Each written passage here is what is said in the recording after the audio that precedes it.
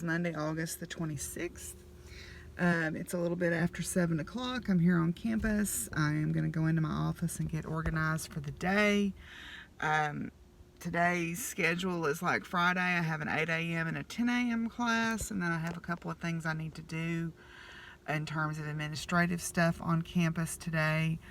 I also need to work on my tempestry project during my lunch break. Brought my lunch today from the stuff you saw me prepare yesterday. It's overcast, it's in the 70s, so it's pretty pleasant. I'm going to try to walk today also during lunch and get a little bit of walking in. We do a census of students after the first week of classes where because if they take out federal financial aid, sometimes, not very often, but sometimes what will happen is students will apply for financial aid and then they will drop out, but they won't officially drop, and so they'll get disbursed aid, and if they don't attend classes, they have to pay that back. If they don't pay that back, or if we don't catch the fact that they weren't attending, we have to pay that back.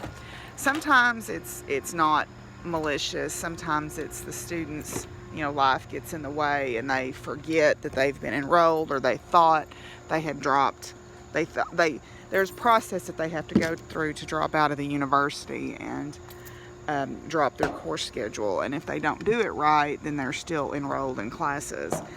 And so sometimes it's that. Sometimes it's malicious. Sometimes they just want to get the money and run, and that's not good if they do that, because then the university is on the hook for that money, and we don't want to have to do that. But anyway, so what we do is sorry, I'm picking up my stuff off the ground. We take roll the first week of class, and if they don't attend, they get dropped. I don't know if they get dropped from the university or if they just get dropped from the course, or how that works. So anyway, we have to do that the first week in order to make sure everything stays above board. And then after that, I take roll in my lab classes, but I don't take roll in my regular classes simply because these are grown-ups. I'm going to treat them like grown-ups. They don't have to come to class if they don't want to, but then the consequence of that is they probably won't do very well in the class. So, by the time they get to me, most of them are pretty responsible, and they'll show up for class because they know that their career depends on these good grades, or depends on getting a letter of recommendation from a professor at some point, and so they want to do a good job. It's very rare that you have a student that just doesn't come to class for whatever reason, but it has happened. It happens more in the general education classes than it does in our upper division courses. But anyway, so I'm going to go into my office here and get ready for the day. Well, I have finished my classes for today and got everything lined out for lab tomorrow. I've been watching some videos, SciShow videos, and also reading this really cool article about neutron-rich matter in the Physics Today, which is always kind of cool to read about.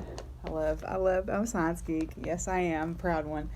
But anyway, I have been working on my tempestry blanket. I finished another page.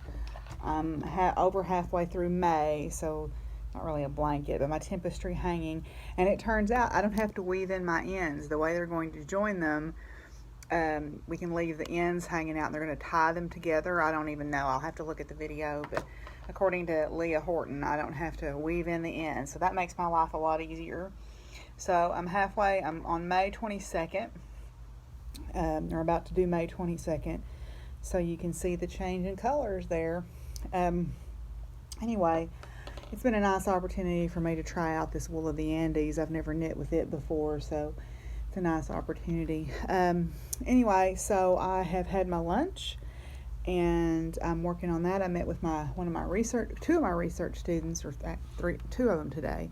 I've got two, and I saw the other two. I've got two of them in class, and then I saw the other two in between classes.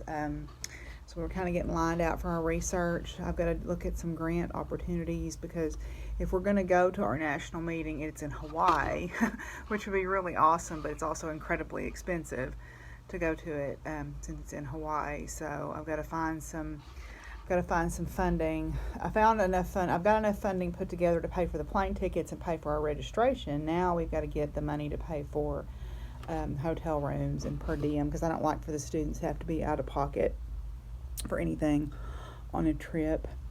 Anyway, so I am working on my tempestry project and just doing some self-education about watching these videos and reading these articles, and so I'll check back in with y'all in a little while. Well, I've gotten through May on my tempestry project, so got them all checked off here.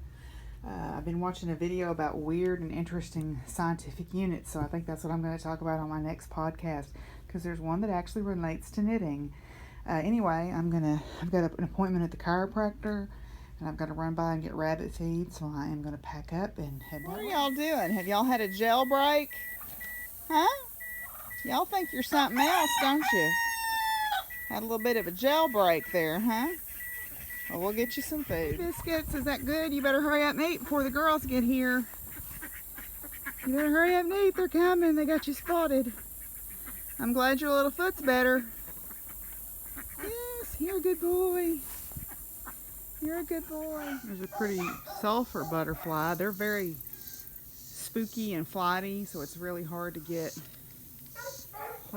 video or pictures of them, but they're really beautiful. They're sulfur yellow. Enjoying the Tithonium.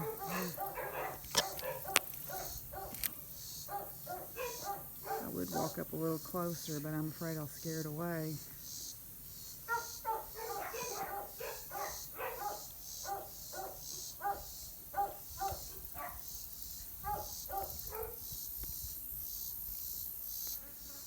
One of the hens is dust bathing there. She's spreading out in the shavings and the bedding. It helps keep the mites off of them. So she's wallowing around basically in the dust there to give herself a bath. That's one of my Dominique hens, which is a heritage breed of chicken. And then there goes one of my Polish hens up there to bug her. So there you go. They're having a good time. You know, most people drink over the side instead of pushing it in and dumping all the water out. Yeah, you're making you a better mud hole, were you? You're very proud of yourself. Well, I am working on my plastic canvas. I'm making some good progress here. I need to go and pick out a project to take with me to work. I have actually been working on the sheep love hat, which I haven't shown y'all in a while. I'm actually working on the crown decreases now. I think I've done a little bit better this time on the color work portion. I think it looks a little bit neater than the last one. My floats are still not perfect. Some of them are actually pretty long and loopy. So I'm hoping once I block it, it looks a little bit better. But I'm actually on the crown decreases right now. So tomorrow is my long lab day.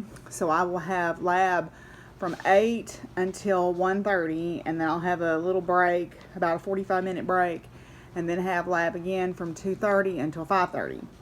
So I think this is not going to be enough to last me. You know, of course, I'll mill around and answer questions, but I also like to have something to occupy myself. So I think since Kirsty busted me out for not working on my changes shawl on her Instagram live today, and I am sorry I lost my zeal to work on anything, I'm going to take that with me and work on that. But anyway, so this is the sheep love hat. Most of y'all have, and that's a cat. This is the sheep love hat. Most of y'all have seen this. It's a free pattern on Ravelry. I did the color option with the different colored heart in the sheep. So I'm just, the last time I made it too small, so I made it the next size up, and I also made it a little bit longer. I made my ribbing a little bit longer. And I also knitted the body of the hat a little bit longer because it was really like a skull cap on me before, and I didn't like that at all. So anyway, I should have this finished tomorrow, I hope. And then I can wash it and block it. So yay me, my second color work project. Granted, it's just a hat, but hey, progress is progress. And that's in one of Charlotte's bags from April 9 Designs. They're a Halloween bag, because Halloween all the time, right? Anyway, I'm going to go pick out another project and put it in my going to school stuff, and then get back to my plastic canvas. Hopefully I'll get pretty close to getting this done tonight. I've got this big area here, and then I forgot I have to whip stitch all the way around the outside in that rusty brown color there, so I'll have to do that before I'm going to cut it out first and then whip stitch it. And then I've still got this is what it will look like when it's done. I've still got the stem and the welcome portion to make. So there goes Cammie again. Anyway, all right, I'll check back in with y'all again.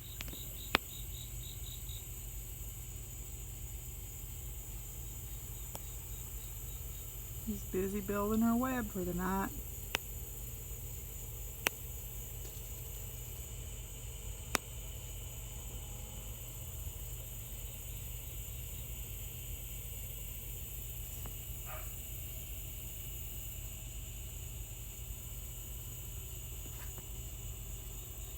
Well, I'm making good progress. I got on the VKN for just a little bit and worked on this, and I'm starting to make some really good progress. I'm getting close. I've got to finish filling in this section and do my striping outline with the rust color here, and then fill in this section.